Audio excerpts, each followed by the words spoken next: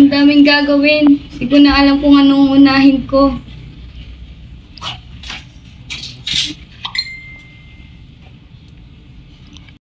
May baga na naman 100 pesos. Tapos bukas pa yung PPT. Ano na gagawin natin?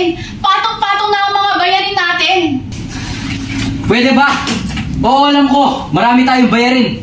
Pero pwede ba? Tumahimik ka na muna. Ewan ko ba sa'yo? Sugal ka na sugal, wala ka namang napapala. Ay nako, wiset.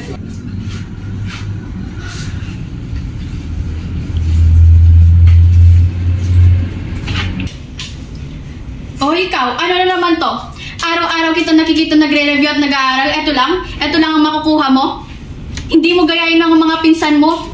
Pasensya na po, Nay. O ikaw, ano na naman to? Araw-araw hindi mo gayahin nagre-review at nag-aaral. Ito lang? Ay, naku.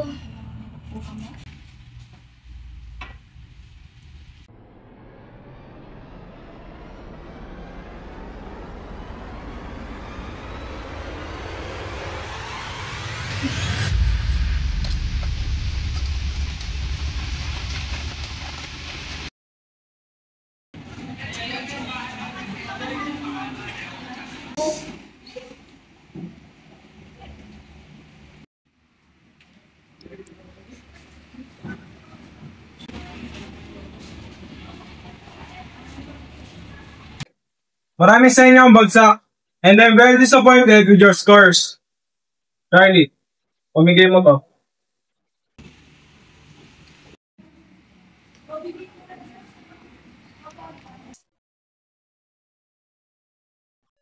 Pakita nga ang score mo.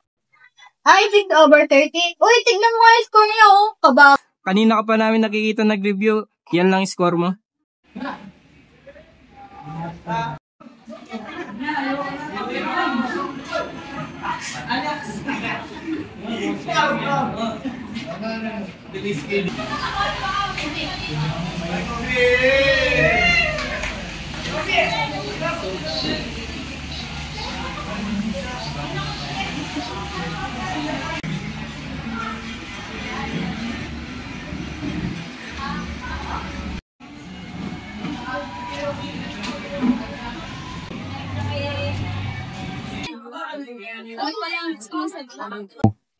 Ano kasi, higil na natin to.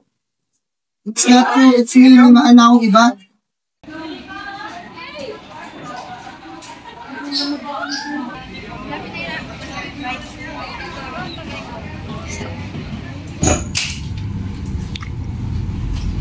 Oh anak, di ba sinabi ko sa'yo, hugasan mo tong mga plato? Anong gusto mo? Ako na lang ang gagawa dito palagi? Ano ka, buhay prinsesa? Nakalimutan ko lang po, Nay. Nakalimutan? Pasensya po.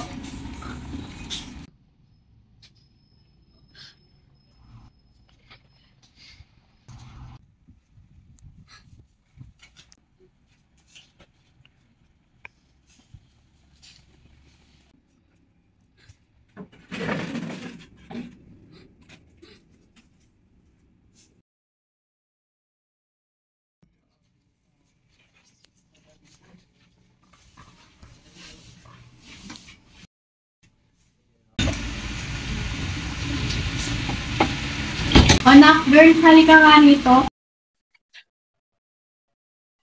Nak, pasensya ka na. Alam mo naman mainit ulo ko this past few weeks. Masyado ka na namin kapapressure ng nanay mo sa academics mo. Pasensya ka na.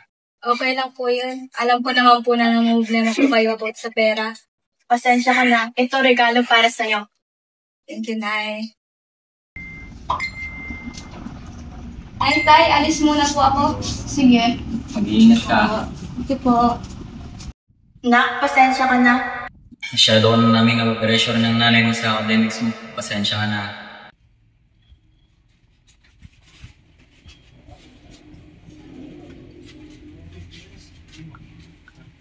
Kamusta ka na? Kinikimkim na naman ang mga problema mo, no? Hindi ka pa rin nagbabago? Kilala mo talaga ako. Hindi naman masama mag-share ng problems, ha? Alam mo, nandito naman ako parati.